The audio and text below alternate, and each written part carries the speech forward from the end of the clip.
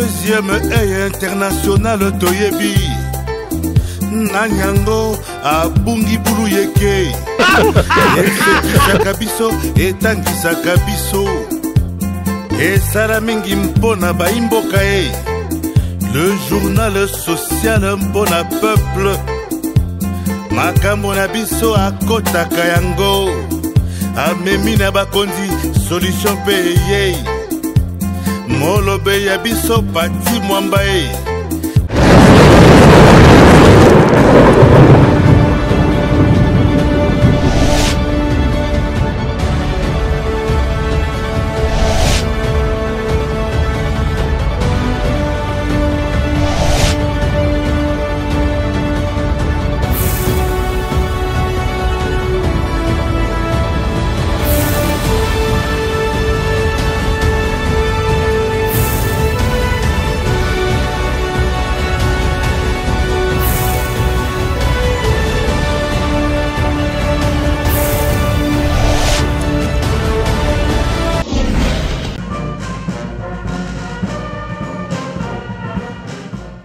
C'est sur une diplomate de carrière et de haut rang au sein de services des affaires étrangères que les États-Unis d'Amérique ont porté leur choix pour maintenir la flamme diplomatique avec la République démocratique du Congo, l'une de leurs vieilles amitiés.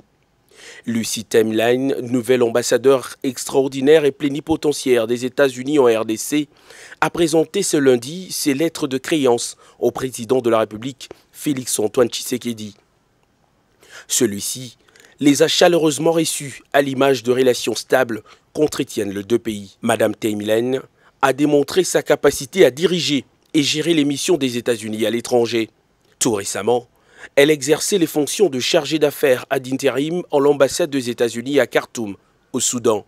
Les Béninois, comme les Centrafricains, l'ont aussi connue comme ambassadeur des États-Unis dans le passé. Elle a aussi assumé les fonctions de chef de mission adjoint aux ambassades des États-Unis au Portugal et au Tchad. Forte d'une expérience supplémentaire engrangée au sein de missions des États-Unis auprès des Nations Unies et de leurs agences spécialisées en tant que conseillère économique à la mission des États-Unis auprès de l'Organisation de coopération et de développement économique et commercial, Lucie Timeline fut également chef d'équipe pour la reconstruction provinciale à Erbil, en Irak.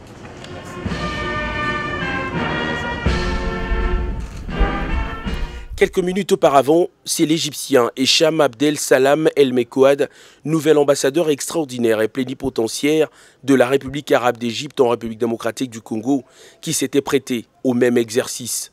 Celui qui, depuis 2019, est secrétaire général adjoint de l'Agence égyptienne de partenariat pour le développement, a en compagnie de ses collaborateurs et de son épouse présenté ses lettres de créance au chef de l'État congolais, Félix-Antoine Tshisekedi.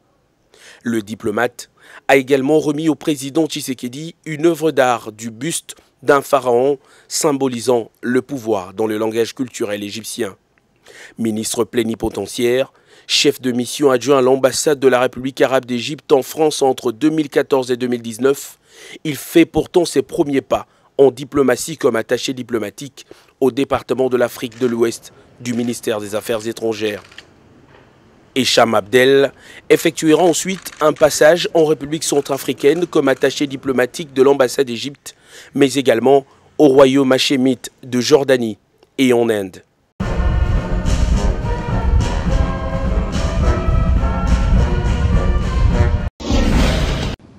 Le grand forum minier africain Investing in African Mining Indaba 2023 s'est ouvert à Cape Town, en Afrique du Sud. Chef d'État d'un pays reconnu comme un scandale géologique, le président de la République Félix-Antoine Tshisekedi Tshilombo est arrivé à Cape Town pour participer ce mardi 7 février à cet important forum placé sous le thème « Débloquer l'investissement minier africain, stabilité, sécurité et approvisionnement ». Du haut de la tribune de ce grand rendez-vous, notamment d'entrepreneurs du secteur minier, 500 au total venus du monde entier, pour discuter des défis et des opportunités auxquelles est confrontée l'industrie minière du continent. Le chef de l'État a présenté sa vision de la transformation du secteur minier de la RDC. Le président Félix-Antoine Tshisekedi Tshilombo a toujours soutenu l'idée d'avoir des industries locales, des transformations de produits miniers afin de permettre aux populations africaines de bénéficier de plus d'avantages, des richesses du sous-sol de leur pays.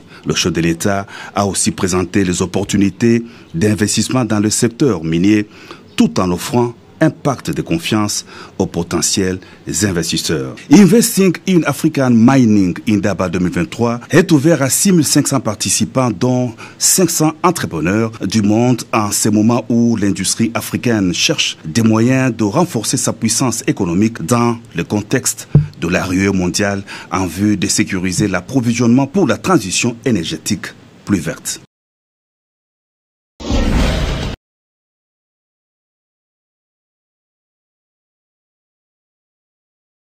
L'histoire atteste que mon pays a toujours été présent à tous les grands rendez-vous des révolutions industrielles, mais malheureusement que sa population n'en tire aucun quelconque profit. Une fois encore, nous nous retrouvons aujourd'hui pour un grand rendez-vous, celui de renforcer la résilience au changement climatique à l'échelle mondiale. Et il est de plus en plus évident que la sécurité climatique, la sécurité énergétique et la sécurité alimentaire vont de pair. La République démocratique du Congo est encore prête à jouer sa partition. Mais cette fois, nous voulons que le peuple congolais y trouve pleinement son compte. Fort de son potentiel en minerais stratégiques que sont le cobalt, le cuivre, le lithium, le manganèse, le nickel et le graphite, mon pays peut contribuer au règlement des questions climatiques et ainsi jouer un rôle majeur dans cette transition énergétique.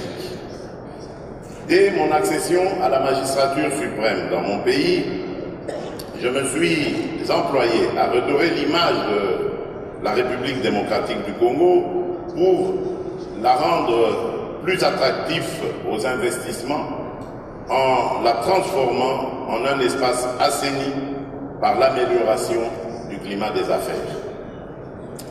J'ai instruit donc le gouvernement de prendre des initiatives allant dans le sens de s'inscrire dans une dynamique permettant l'amélioration du climat des affaires en veillant à ce que la mise en œuvre de ce cadre favorable aux affaires concourt réellement au bien-être de nos populations. Aujourd'hui, la République démocratique du Congo dispose d'un cadre juridique adapté, servant à faciliter les opérations commerciales, à protéger les droits de propriété et à régler les litiges. Les avantages fiscaux et autres facilités liées à la promotion des investissements sont accordés.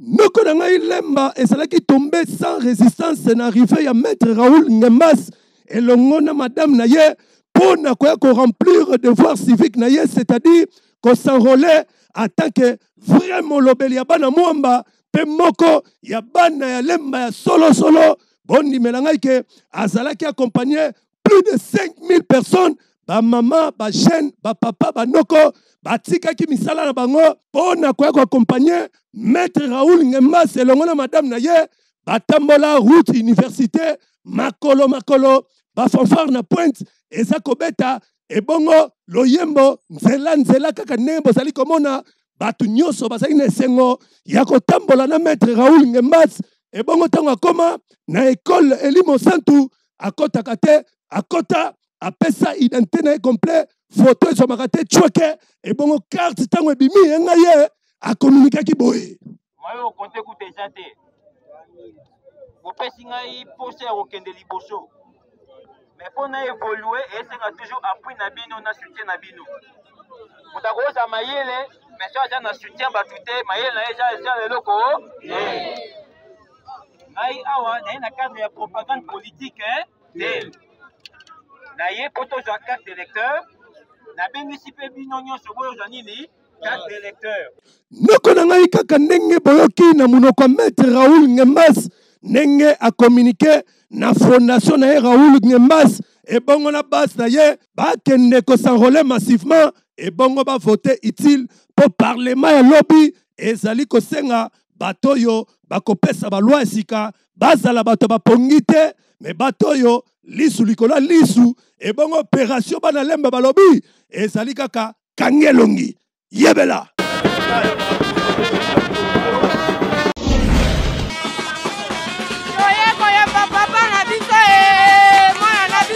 Noko na ngai e inaki mabe na atterrissage forcé ya Hervé Kabengele véritable mwana komi na kalamu atongo pe molobeli ya bana funa na cadre ya komona loin akendaki ko remplir devoir civique na ye elongo na madame na ye c'est-à-dire ko s'enrôler bondi melangai ke azalaki accompagné na ba base na ya funa elongo na fondation Hervé Kabengele batambola makolo kobanda yolo médical bakota ine bongolo bien ba fanfare na pointe musique eza kobeta loyembo nzela kaka ndenge bozali komona Hervé Kabengele akoma awa na bureau ya enrôlement na école émergence na yolono wow apesa identité na ye complet bakangi photo et bongo carte bimaka te carte bima boyoka ndenge a communiquer boye nasalaki appel na population nyonso ya funa ba s'enrôler massivement pour tout na bopondami ba opona ba oyo ya bango bana ndako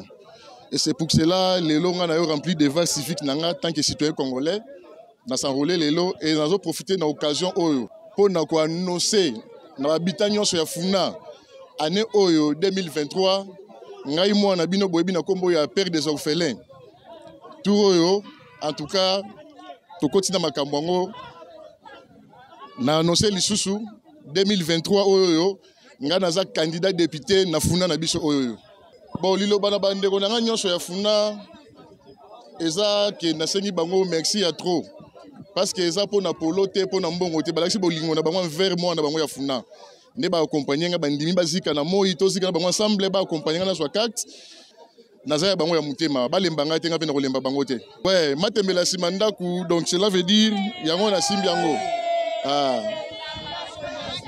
noko na ngai kaka ndenge boyoki na munoko ye moko molobeli ya bana funa Hervé Kabengele ndenge a communiqué na babase na ye nyonso esengeli bakende ko s'enrôler po lobi balekala ko voter utile po parlement tout oyo ezali likambo lisu likola lisu e bongo opération kangelongi yebela.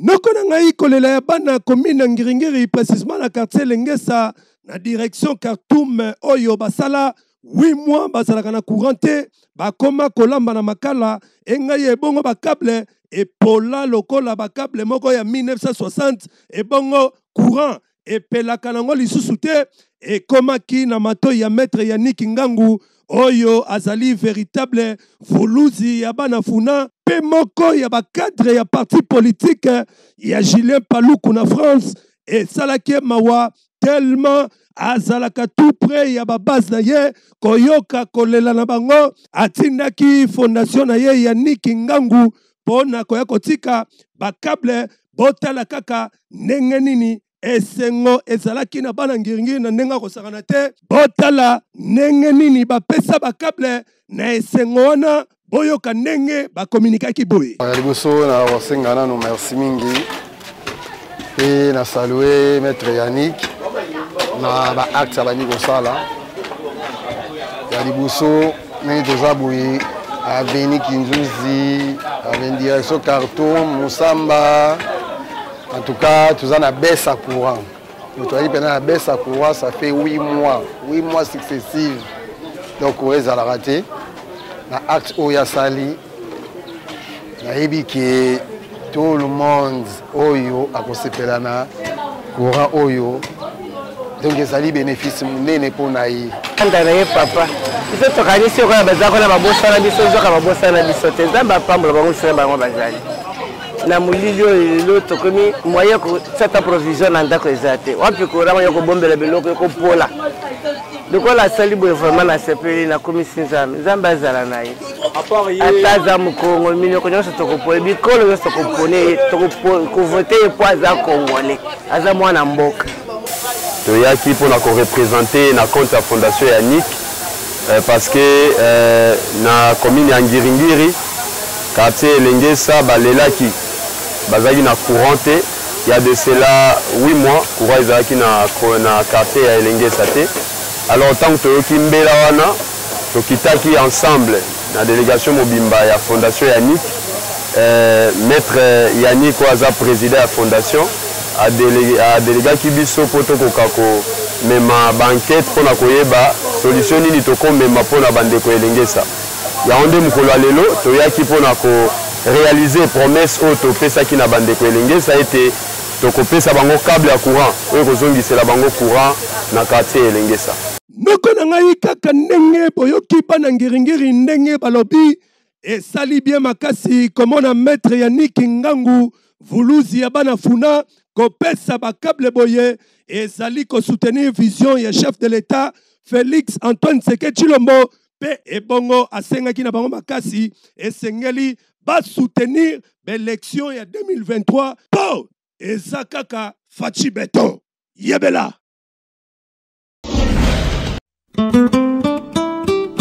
Bonjour, bonjour. Bonjour. Nazo Luka agence Assir pour la voyager Libana Mboka. Agence Assir. Mais Yangot Africa Travel. Donc tu accompagné. Étudiante finaliste dans la agence de voyage Assir crédible. Oyo koki ko voyager na facilité nyonso yangoyo Africa Travel ya mwana mboka Muzembo apesibino voyage à Chypre. Offele, c'est-à-dire visa liboso, mongo nasima, il suffit, oya kakana passeport na yo, dans 7 jours, visa na yo soke bimi, ne opesi $1850.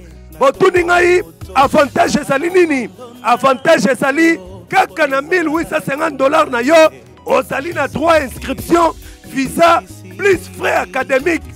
Noko na ngai kobuka na te yo étudiant dans la place ya sur yango yo ba escroquer bino mingi awa bacheli bino visa ezali ofele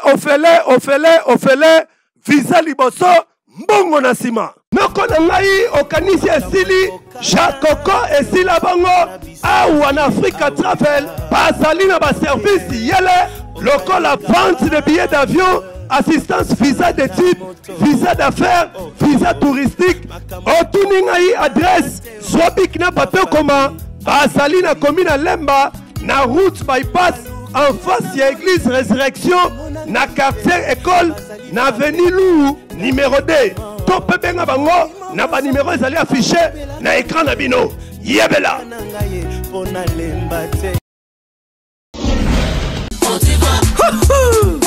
Bana bayango santa kitoko ntoto makasi sukana mbimbi oyo sukana mbimbi potifa poto pona ba bébé po meilleure qualité toujours vitamines protéines et puis échanger prité 800 francs toujours 800 francs poto kitoko pona ba bébé po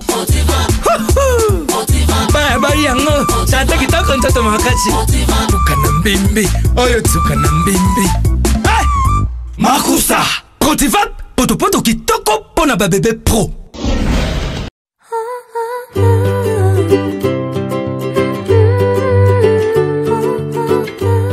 Noko na ngai otamboli par-ci par-là na ba hôpitaux ebele pona koluka solution ya misu na yo tala solution yango yo eye liboso ya porte na yo optique solidaire dana oyo bamemeli bino ba docteur Besper na oyo etali opération ya misu awa yaya soko koti bazali kosala opération lokola cataracte glaucome amélioration des traitements opération chirurgicale facon laser tala soki okoti awa na optique solidaire dana yaya nimela ngai bakoyamba yo kitoko bakooriente yo na baexamen oyo esengi mpo na misu na yo mpe bamama nyonso na bapapa oyo bozali komona bayaki awa bazwi solution boyoka ndenge bakomunike boye mpe honorable ndeko leser oyo ayaki consultation ye mpe akomunike boye. Napesa témoignage le premier jour que j'ai visité Solidaire Optique na loba na bato boye ngai bazali kotala nga miso aux États-Unis nakenda nazwa lunette oyo uta États-Unis ezalaki lokola oyo te parce que zalaki lunettes ils ont protégé contre le rayon. Tant qu'on a natali matériel na comparé na oyo na mona aux États-Unis ils ont matériel moko. Donc il y a quand même un Congolais qui a fait ça. Même temps basali linga lunettes oyo. Au moins ba lunettes misusu basali la kabiso. Moi lumière et kota kanenge lokola misu na visa protéger té. Mais oyo avantage nango nengo zo mona ngwana ezana nyonso mibale. Na komona pembeni na kotanga nango na kotambola nango na komona musika ainsi de suite. Et puis ba lumière ezala ba lumière à téléphone, il y a télévision, il y a ordinateur, ezo suka na ini wana. Donc et ceux qui ont moni ba machine, même ceux qui botier, muto a comparer à koyeba ka que ba memeli biso poto na Kinshasa. Alors ma sœur qui est en Europe m'a envoyé ses numéros, qui téléphoné ses numéros. Il y a un médecin qui vient de l'Europe en France, qui va venir au Congo. On va les consulter et poser ton problème. C'est pour cela que je suis arrivé ici. On m'a consulté, on m'a demandé les examens, j'ai tout fait. Et le médecin est arrivé et voilà. Je suis passé en opération. On a intervenu. Je vois. Je voyais presque, je peux dire à 40%. Je ne voyais plus bien. Maintenant, on vient de m'opérer. Dieu m'a fait grâce. Je vois. Je vois légèrement mieux aujourd'hui qu'hier. Hier, je ne voyais presque pas. Mais aujourd'hui, je vois. Je sais quand même apercevoir quelqu'un à 1 mètre. C'est déjà beaucoup. Je loue et je glorifie le Seigneur, notre Dieu. Noko nangai bokanisi esili tente esili bongote awa bazali pe na pharmacie bazali pe kote kisa ba lunettes ya ba marque nyonso banti soleil na ba griffe lokola Versace, Gucci pe ba griffe ya ndenge na ndenge. Okokuta optique solidaire dana ezwami nango musika te eza na boulevard du 30 juin na galerie Albert pe lisusu ezwami na nouvelle galerie présidentielle tope obenga bango na ba numéro oyo ezali affiché liboso ya ba écran na bino yebela.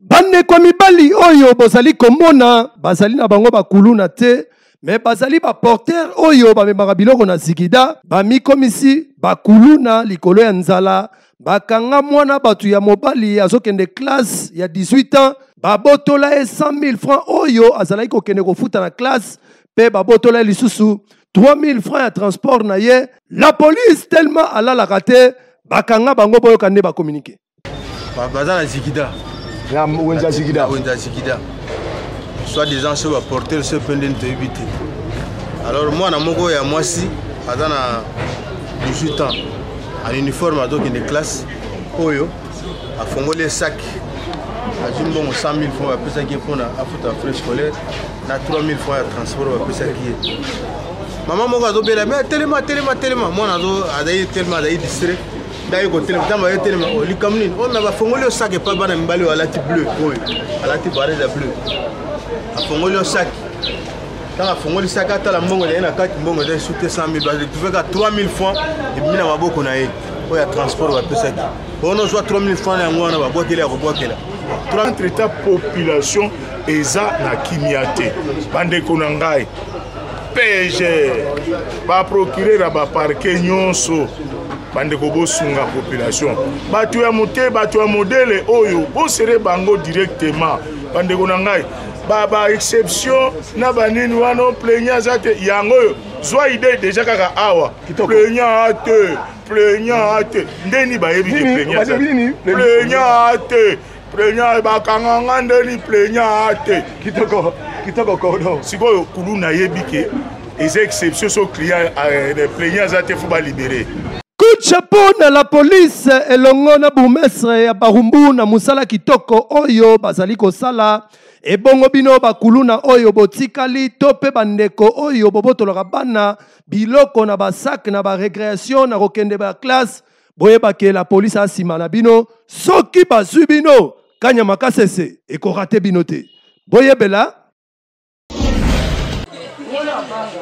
Tambola na Kinshasa, omona makambo tozali na commune ya Limete, précisément na quartier Mombele oyo ekenda sango na mikili ya poto, me ya kokamwa ezali ke population balala balamuka bakuta mwana babwaka na maya kalamu, et pourtant ba famille mususu batu misusu bazali kolala ba veiller pona koluka bana, mais awa na Mombele bazali kobwaka bana et kamwisi population boyo kandenge ba communiquer boy.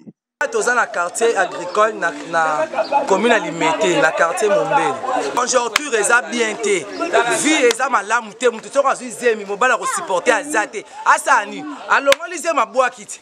Siko ko bwa zemi wana zo bwa karana. Tande tozali. Moyen ma eleke. Siko ezali ke karana mo ba kiraki yango. Mbe mwana to ngato mona etalingaka lekambala moko. Siko la minute bourgmestre to yebete na uchi da ko benga na commune. Wapi mutu. Ata mutu moko ayete siko to ana bana. To fanda kana basolo na ebembe boy. Ezaki to rote. Ezanga te papa. Nana bana ngami balé esenga na 3 ans. Nga ko sa lisumo jamais. Era batu isusu. Ba luka bana ba ozwa te bazola na prière. Mais nzamba pese mwana bola fa boye ko bwake ka boy. O ezaba malédiction. Yo mwana mutu isusu bali ozokota te à l'église batu e ko zo ba passer ba comme mwana pasa ko lala batolo na se. Conséquence nyonso yango. Lo kuna bana basi wa samsa makasi. Na eske bana lukizi na kwa mangengenge. Bazo panza makolo.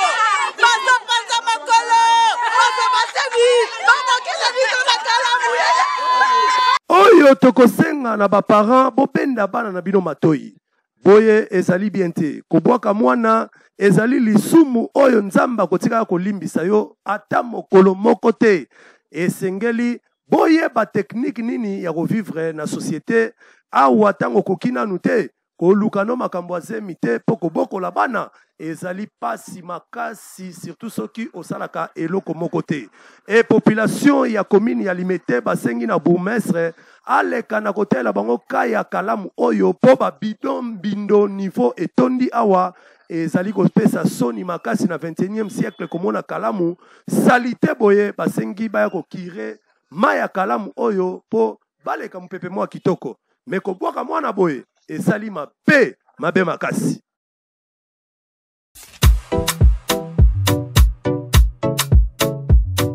Noko na ngai centre de formation professionnelle Emmanuel Center bafongole libino ba porte bétidiante ba finaliste toyo mutolingi ko za formation professionnelle polobi ozala utile na société osunga pe libota na yo tala bacheli bino formation ya qualité pe professionnelle basali na ba matériel identique oyo ezali adapté na ba normes pédagogiques et bongo ba formateur qualifié pe expérimenté. Noko na ngai basali na kei ya kosakana te bakoyamba yo kitoko bakoriente yo na ba formation oyo olingi et bongo basali kopesa formation organisée anglais, français, alphabétisation, portugais, italien, espagnol, allemand, lingala, swahili.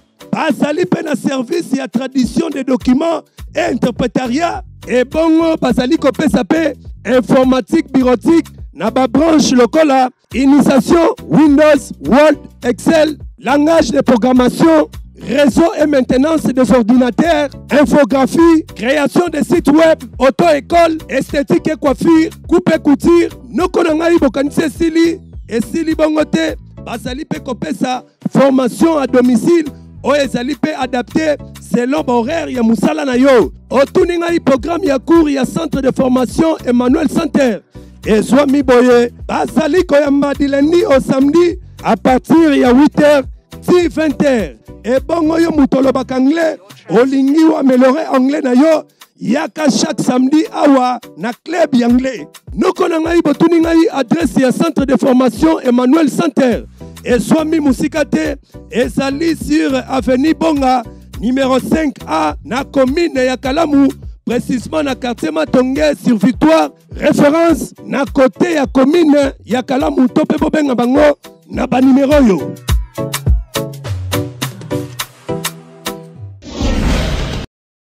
Orphelinat oyo bozali komona kombo nango Exode 22-22 ekumba maka epai ya papa Simplice Mosenzu bondimela ngai ke ezali orphelinat eza na plus ou moins 70 enfants oyo bazali kobokola awa kolia na bango ezali pasi komela tina tongo ezali pasi kaka ndenge bozali komona il faut bakabola mwa lipa 2 personnes ti ezanga miliki 12 heures papa Simplice akendaka na wenze kaka ndenge boza komona ye kosenga ntintani ya biloko pote aya koliesa bana oyo tosengi na papa Fati osunga biso papa azaye moko aokoka te sa lisungi mpenza mawa bano bavivre ndeni kolala pasi bamuse beba kolia pasi soki basengi na wenze te mwana bayeba vivre eza te classe mpe yango ayebi te obanda wapi tosenga motema mutu nyonso motema mawa aya osunga biso bino bato mitema malamu oyo bomesana kokabela baorphelin boyebake kokabela babola ezali kobombisa epai ya nzambe nzambe akobosanaka bino te atalitanga mai na ndako na bino ekozangaka jamais boya lombango boya kosunga baorphelin oyo bazali kozela bino bazwami na kampeme na nsele to mpe bobenga na banimero ezali afishe liboso ya televizio na bino wana tokomema bino inde ti na orphelinat Exode 22 yebela tokomi na mombo polinga mingi na bandako na bino esekisa bino makasi bulu eka lelo mutu na etunami tolanda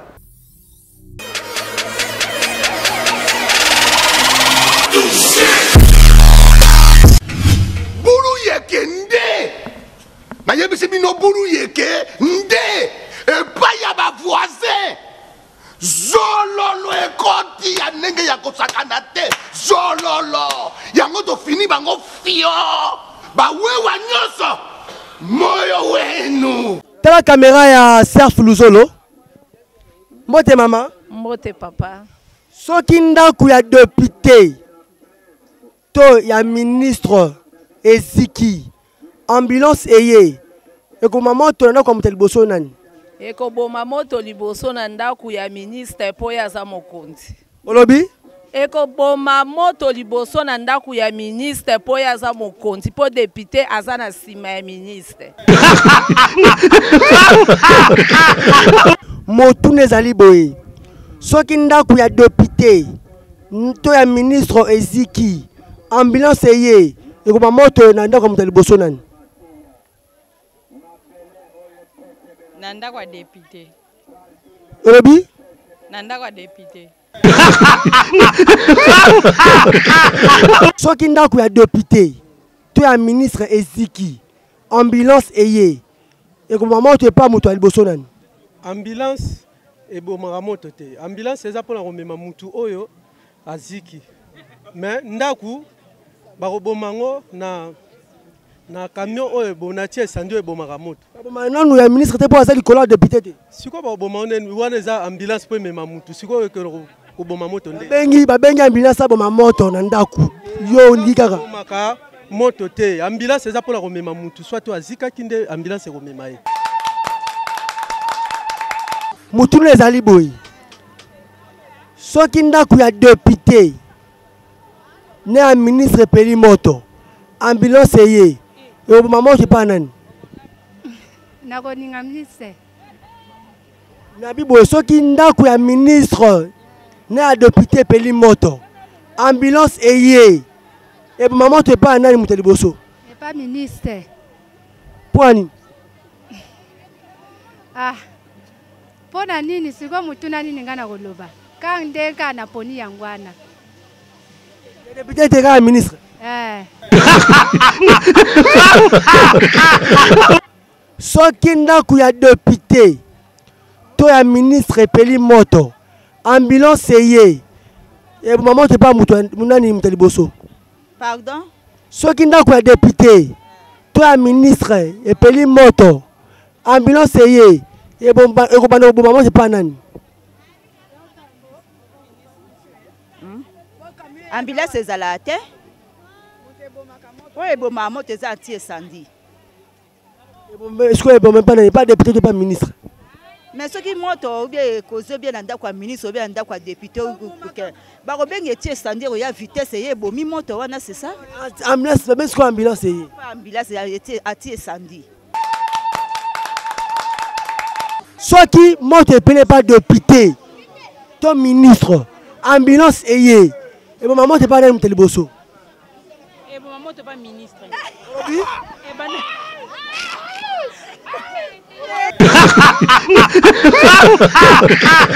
Lui écouter la télévision et quitter bino awa na wenza luza mutu nezali boye. Soki ndaku ya député to ya ministre epeli moto ambulance eye et comme moto ya pa ndako mutu liboso nani.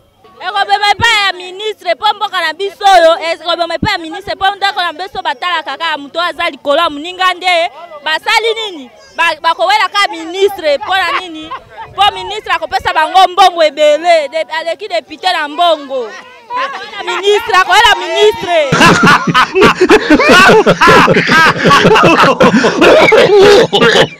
bamoneni libulu yake ekoteli bino na bandako boseki bokanga bapanzi bolanda se mena esala biloko etango boza koseka bozwa kai na silo mpona kokoma soki ndako ya député to ya ministre epeli moto ezali ambulance te nde moto eyaka mpona koboma moto ma ezali anti incendie nde eyaka mpona koboma moto tyamutu tya nsambi elakisaki tokomi na suka ya magazine deuxième œil international bulu yeke oyo mikolo bana kingasani bana matonge bazali kobenga yango voiture sans monteur tindika tyakale ti ekopela epai ya bavoisin esi eyebana zololo ekota yango tofina bango fian bawewa bapongonaka na kanluka surtout na rond-point ngaba moyo wenu no Charles Bimpa tutaona na kesho tolekadi